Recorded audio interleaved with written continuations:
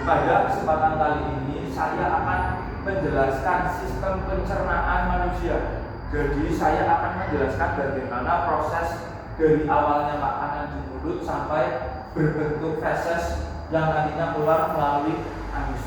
Jadi proses yang pertama adalah mulut, dari mulut. Makanan masuk ke mulut dan dalam mulut terjadi proses pengunyahan yang dilakukan oleh gigi. Jadi makanan tersebut dikunyah oleh gigi dan bercampur dengan air liur.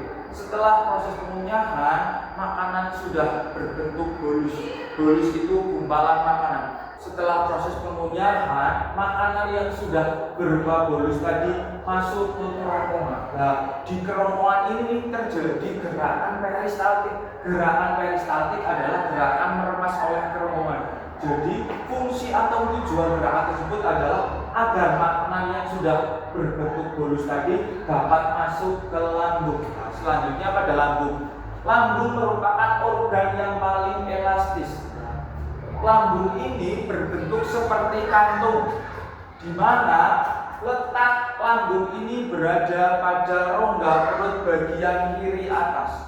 Di lambung ini terjadi dua proses pencernaan makanan. Yang pertama adalah proses pencernaan mekanis.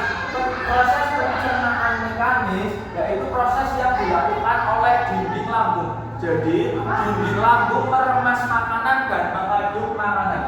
Yang kedua adalah proses pencernaan kimiawi. Proses pencernaan kimiawi yaitu proses yang dilakukan oleh getah lambung, di mana getah lambung ini dibagi menjadi tiga jenis, yaitu ada enzim pepsin, enzim renin, dan juga asam klorida ataupun HCl. Di mana enzim pada getah lambung ini dibagi menjadi tiga. Yang pertama enzim pepsin, yang kedua enzim renin, dan yang ketiga enzim asam klorida ataupun HCl. Untuk enzim pepsin, dia berguna apa? Mengubah protein menjadi peptol. Yang kedua ada enzim renin. Enzim renin itu mengendapkan protein susu menjadi kasein. Lalu yang ketiga ada asam klorida atau HCl. Asam klorida atau HCl itu fungsinya mengasamkan makanan dan membunuh kuman.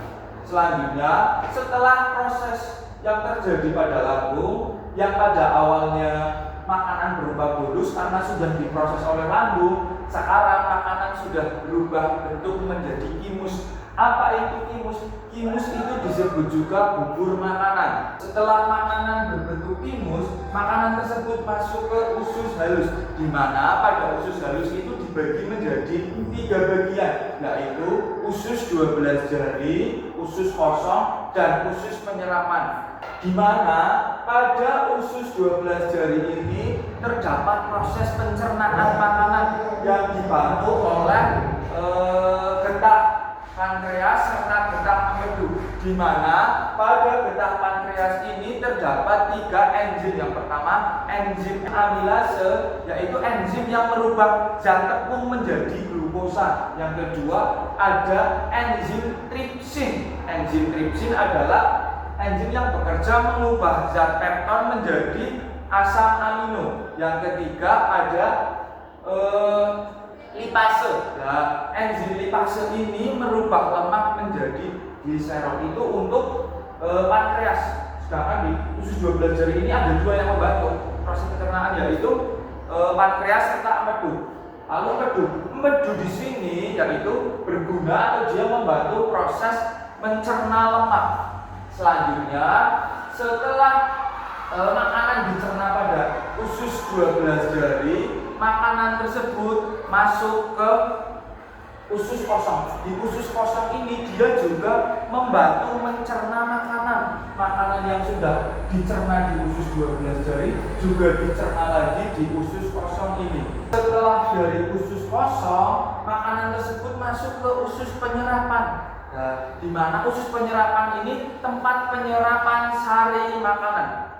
Dalam usus penyerapan ini terdapat ujung pembuluh darah yang bekerja menyerap sari-sari makanan. Nah, kemudian sari-sari makanan tersebut diedarkan ke seluruh tubuh melalui aliran darah. Jadi di usus penyerapan ini sari-sari makanannya itu diambil oleh pembuluh darah lalu dialirkan ke seluruh tubuh melalui aliran darah. Setelah itu sisa-sisa makanan tersebut masuk ke usus besar, di mana pada usus besar ini masih terjadi proses penyerapan. Lalu apa saja yang diserap? Yang diserap oleh usus besar adalah sisa-sisa sari makanan seperti cairan, vitamin, dan mineral. Jadi cairan, vitamin, dan mineral yang masih tersisa pada sisa makanan tadi diserap oleh usus besar. Lalu di usus besar juga terdapat proses pembusukan, proses pembusukan makanan. Dan dalam proses pembusukan makanan ini dibantu oleh bakteri E. coli. Bakteri E. coli itu kerjanya membantu pembusukan sisa makanan. Nah, jadi setelah proses pembusukan yang dibantu bakteri E. coli ini, sisa-sisa makanan tadi berubah menjadi feses. Feses itu apa? Feses itu kotoran. Feses tersebut masuk ke rektum. Apa itu rektum? Rektum adalah tempat penyimpanan feses sementara. Jadi feses-feses ini ditampung sementara di rektum. Nah, apabila rektum sudah penuh lah, itu yang membuat kita kadang merasakan ingin BAB karena rektumnya sudah penuh. Setelah rektum penuh, kita kan merasa ingin BAB, Nah, setelah itu berarti feses keluar melalui anus. Anus itu apa? Anus adalah lubang bagian bawah rektum yang berfungsi sebagai tempat keluarnya feses dari tubuh. Sekian dari saya, kurang lebihnya mohon maaf. Saya akhiri, wabillahi taufiq wal hidayah. Wassalamualaikum warahmatullahi wabarakatuh.